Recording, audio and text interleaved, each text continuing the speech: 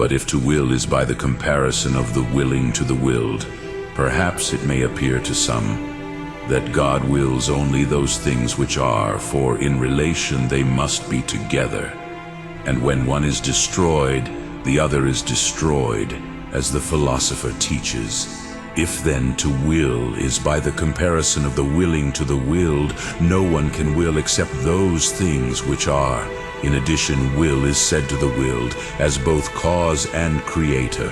But even God cannot be called creator, or Lord, or Father, except of things that are. Therefore it cannot be said to will except those things which are. And from this it might be further concluded, if the divine will is invariable, just as it is its own being, and it wills nothing but what actually is, because it wills nothing that does not always exist. But some say to these things that those things which are not in themselves are in God and in his understanding. Hence nothing prevents even those things which are not in themselves from willing God according as they are in him. But this does not seem to have been sufficiently said. For according to this it is said that whoever wills something, because his will is related to the willed.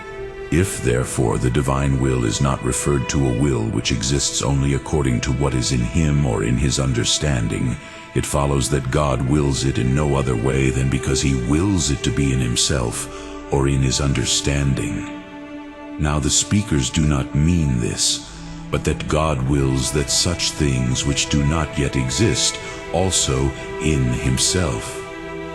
Again, if the will is compared to the thing willed through its object, which is the good understanding, but the intellect not only understands that good is in itself, but also in its own nature, and the will be compared to the willed not only according to what is in the knower, but also according to what is in itself. Let us say then that when the good apprehended moves the will, it is necessary that the will itself follow the condition of apprehension, just as the motions of other movables follow the conditions of the mover, which is the cause of the motion. Now the relation of the apprehender to the apprehended is consequent upon the apprehension itself.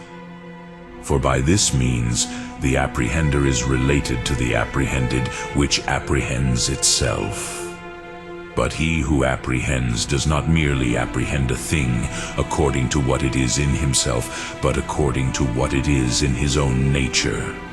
For we know not only that a thing is to be understood by us, which is that it is in the understanding, but that it either was or will be in our own nature.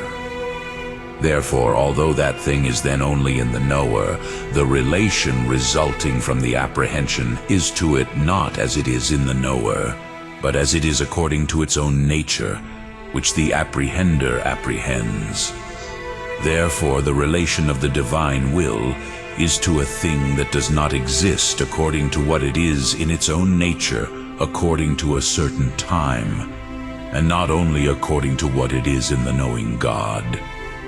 Therefore, God wills a thing which is not now to be according to a certain time, and he wills not only according to what he understands it to be, nor is it similar to the relation of the willing to the willed, and the creator to the created, and the maker to the done, or the master to the subject creature. For to will is an action remaining in the willing. Hence it does not compel us to understand something existing outside, but to do and to create and to govern signify an action limited to an external effect, without the existence of which this kind of action cannot be understood.